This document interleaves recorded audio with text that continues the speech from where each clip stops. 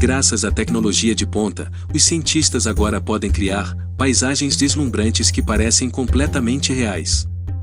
Os mais recentes filmes de ficção científica criam mundos inteiros que parecem tão convincentes que você acredita que poderia alcançar e tocar. Todos os lugares que você verá hoje não são o trabalho de produtores de Hollywood, eles são lugares reais incríveis no planeta Terra, e você pode até visitar se quiser.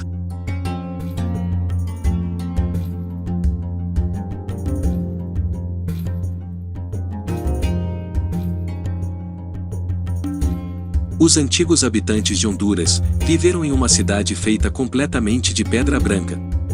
Essa é a pergunta que tem confundido os arqueólogos por séculos. A Cidade Branca, também conhecida como a Cidade do Deus Macaco, é uma antiga cidade perdida que já foi enterrada sob espessas camadas de floresta tropical. Não foi até 1939 que o explorador e pesquisador Theodore Mord descobriu este lugar misterioso, com seus edifícios construídos inteiramente de pedras brancas e ouro, e então, novamente, ela se perde no tempo. Que mistério está nas profundezas da floresta tropical hondurenha? A Cidade Branca é uma cidade mitológica perdida com estruturas brancas e esfinges douradas, de um deus macaco no coração de uma selva impenetrável, no leste de Honduras. Em 2015, uma suposta descoberta de suas ruínas provocaram um acalorado debate que continua até hoje. A história gira em torno de mistérios macabros, como as estranhas mortes de seus exploradores. Segundo os índios Peche, a cidade foi erguida por deuses e é amaldiçoada. Outro folclore relacionado fala de divindades arcanas meio humanas e meio espírito. A cidadela também é conhecida como a Cidade do Deus Macaco. Espera-se que seja encontrado na área de La Mosquitia, na costa caribenha de Honduras. Os índios hondurenhos paias também falam sobre Carracamasa, uma cidade sagrada dedicada ao deus macaco. Incluiria esfinges de macacos e uma enorme estátua dourada de um deus macaco. A lenda foi aumentada durante a conquista espanhola.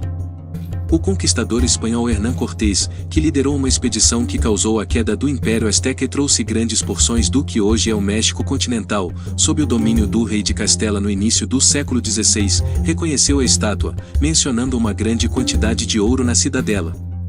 Ele procurou na selva, mas nunca encontrou a Cidade Branca.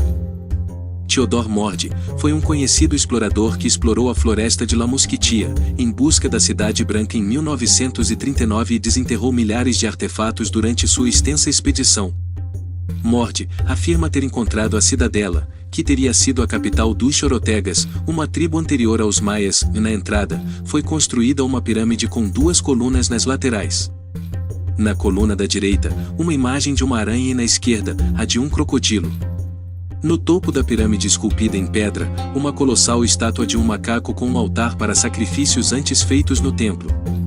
Parece que Mord descobriu as paredes, que estavam cobertas de vegetação, mas em boa forma. Como os Chorotegas eram muito habilidosos em cantaria, é bem possível que eles construíssem ali mesmo em Mosquitia. Mord faz uma comparação interessante entre o monodeus pré-histórico e Anuma, uma divindade do macaco na mitologia hindu. Ele afirmou que eles eram realmente semelhantes. O explorador também menciona a dança dos macacos mortos, uma sinistra cerimônia religiosa feita ou realizada pelos nativos da região. A cerimônia é considerada particularmente desagradável, devido ao fato de que os macacos são primeiro caçados e depois queimados. Mord não recebeu mais financiamento para prosseguir com sua investigação e, logo depois, ele foi encontrado morto na casa de seus pais em Dartmouth, Massachusetts, em 26 de junho de 1954. Mord foi descoberto pendurado no chuveiro e sua morte foi considerada suicídio pelos médicos legistas. Sua morte provocou ideias de conspiração sobre um assassinato planejado por funcionários secretos do governo dos Estados Unidos. Enquanto muitos teóricos mais tarde afirmaram que as forças do mal estavam por trás de sua morte. Embora alguns relatórios posteriores digam que Mord foi atropelado por um carro em Londres logo após sua excursão por Honduras. Que segredo mortal haveria na Casa Branca para matar um potencial descobridor? François Denois liderava uma expedição de exploração de petróleo perto dos rios Tarra e Maracaibo. quando duas criaturas se aproximaram de seu grupo. François Delois disparou contra as criaturas na tentativa de se defender. O macho fugiu para a selva e a fêmea foi morta por um carro. A criatura foi fotografada e Delois salvou as imagens. Quando François Delois voltou para a Suíça, ele não contou a ninguém sobre a criatura. No entanto, em 1929, o antropólogo Georges Montandon descobriu a foto enquanto procurava informações nas anotações de Lois sobre tribos indígenas na América do Sul e convenceu Lois a publicá-la em um jornal inglês. Segundo o naturalista britânico Sir Arthur Kate, a fotografia mostrava apenas uma espécie de macaco-aranha, Ateles beelzebu, nativo da região explorada, com a cauda intencionalmente cortada ou escondida na fotografia. Macacos-aranha são comuns na América do Sul, com quase 110 centímetros de altura quando em pé. Montandon ficou encantado com o macaco. Ele propôs o nome Loise em 3 artigos separados para revistas científicas. No entanto, os cientistas estavam céticos. Os historiadores Pierre Saint-Livres e Isabelle Giraud publicaram um artigo em 1998, alegando que toda a história do estranho encontro era uma farsa perpetrada pelo antropólogo Montandon, devido à sua visão racista da evolução humana. Além da questão de que tipo de macaco primata Delois é. Se é um macaco sul-americano. Não há macacos nativos nas Américas, apenas macacos. A África é o lar de chimpanzés, gorilas e bonobos, enquanto a Ásia é o lar de orangotangos, gibões e siamangues. Há algo na mente humana que adora lendas estranhas e misteriosas, especialmente aqueles que envolvem monstros, gigantes e outras coisas que acontecem à noite.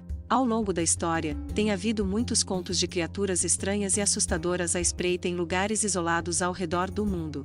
Mas e se tudo fosse verdade? Existem inúmeras histórias de monstros da mitologia, contos de fadas e folclore local de quase todas as culturas da Terra. Em quase todos os casos, esses seres são versões exageradas de um humano, maiores que a vida com habilidades ou atributos não naturais que os diferenciam de homens ou mulheres típicos. Ou então pensamos, e se esses mitos não fossem apenas histórias, mas relatos reais de encontros reais com seres estranhos? Houve inúmeros relatos ao longo dos anos de humanos gigantes vagando por regiões remotas do mundo, alguns até afirmam ter visto um com seus próprios olhos. A década de 1980 foi um período em que o mundo foi tomado pelo medo de uma guerra nuclear. A eclosão da guerra Irã-Iraque e a ocupação soviética do Afeganistão aumentaram a sensação de que o Armagedon poderia estar ao virar da esquina. Naquela época, havia um gigante estranho que diziam ter vivido em uma região remota de Kandahar. Stephen Quayle contou esta história na popular estação de rádio paranormal americana Coast to Coast em 2002. Por mais de 30 anos, ele tem investigado civilizações antigas, gigantes, OVNIs e guerra biológica. De acordo com Quayle, o governo dos Estados Unidos classificou todo o incidente e o manteve escondido do público por um longo tempo. Então tudo começou quando um destacamento de soldados americanos não retornou de uma missão um dia durante a operação militar dos Estados Unidos no Afeganistão. Eles tentaram contatá-los via rádio, mas ninguém respondeu. Em resposta, uma força-tarefa de operações especiais foi enviada ao deserto com a tarefa de encontrar e recuperar a unidade desaparecida. Supunha-se que o destacamento poderia cair em um cerco, e os soldados foram mortos ou capturados pelo inimigo. Chegando na área onde o destacamento desaparecido havia saído, os soldados começaram a inspecionar a área e logo se depararam com a entrada de uma grande caverna. Algumas coisas estavam na entrada da caverna, que, após uma inspeção mais detalhada, revelou ser as armas e equipamentos do destacamento desaparecido. O grupo estava olhando cautelosamente ao redor da entrada da caverna, quando de repente uma pessoa gigantesca saltou, mais alta do que 2 pessoas comuns empilhadas uma em cima da outra. Era definitivamente um homem com uma barba ruiva. Ele gritou de raiva e correu para os soldados com os punhos. O mesmo recuou e começou a atirar no gigante. Mesmo com um poder de fogo tão grande, todo o esquadrão levou 30 segundos de bombardeio contínuo para finalmente derrubá-lo no chão. Depois que o gigante foi morto, a equipe vasculhou o interior da caverna e encontrou os corpos dos homens do esquadrão desaparecido, roídos até o osso, bem como ossos humanos mais velhos. Os soldados chegaram à conclusão de que esse gigante devorador de homens vivia nesta caverna há muito tempo, devorando as pessoas que passavam. Quanto ao corpo do gigante, pesava pelo menos 500 quilos e foi então transportado de avião para a base militar local e depois enviado para uma aeronave maior, e ninguém mais o viu ou ouviu falar dele. Quando os soldados retornaram aos Estados Unidos, eles foram forçados a assinar acordos de confidencialidade e todo o incidente foi listado como confidencial. Os céticos descartaram essa história como fabricada e uma mera farsa. Em resposta, muitas pessoas perguntaram que tipo de interesse próprio elas têm, nesta história em particular, se mentiram. Enquanto outros sugeriram, é possível que fossem alucinações em massa como resultado da exposição à radiação prejudicial, afetando as mentes dos soldados ou sua consciência.